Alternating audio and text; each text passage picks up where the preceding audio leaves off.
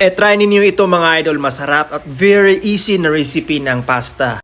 For today's video ay gagawa tayo sa isa sa pinaka-easy na recipe ng pasta. Ito ay ang chili pasta. At dahil meron tayong natira na pasta kagabi dahil gumagawa tayo ng spaghetti bolognese at ngayong umaga naman ay gagawin natin itong chili pasta. Medyo marami-rami rin itong natira na spaghetti noodle. So yung una natin gagawin ay kumuha tayo ng skillet pan, tapos pandarin natin yung stove. At yung gagamitin natin na oil ay olive oil kasi ito yung perfect na ginagamit para pang pasta. Pag wala naman kayong olive oil, pwede naman kayo gumamit ng ordinary na oil. So kapag init-init na yung skillet natin at saka natin ilalagay yung oil natin. Pero dapat konti lang na mantika yung ilalagay natin. Kapag init-init na yung mantika at saka naman natin ilalagay natin yung spaghetti noodles. Tapos stir natin yung noodles para mahalo siya sa mantika. I don't know if tama ba yung term na ginamit natin na stir, basta mahalo siya sa mantika na mainit na. At pagka nahalo na siya sa mainit na mantika ay lagyan naman natin ng asin at saka black pepper or paminta. Salt and pepper lang yung pampalasa natin ito. Pagkatapos lagyan ng asin at black pepper ay halu-haluin naman natin para ma-absorb sa noodles yung black pepper and salt. At ang ating last and final ingredient ang chili flakes. So ganyan lang ka-simple yung recipe ng chili pasta mga idol. And again, halu-haluin hanggang sa mahalo na yung chili flakes sa spaghetti noodles natin. And voila, ito na yung chili pasta natin mga idol. At tara, kumain na tayo.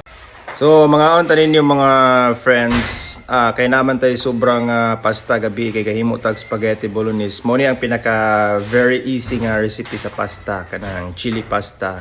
Kuan lang ni siya spaghetti, then salt and pepper to taste, then chili flakes mora. So sayon na kaayo siya ang recipe ani niya sa atuang chili pasta.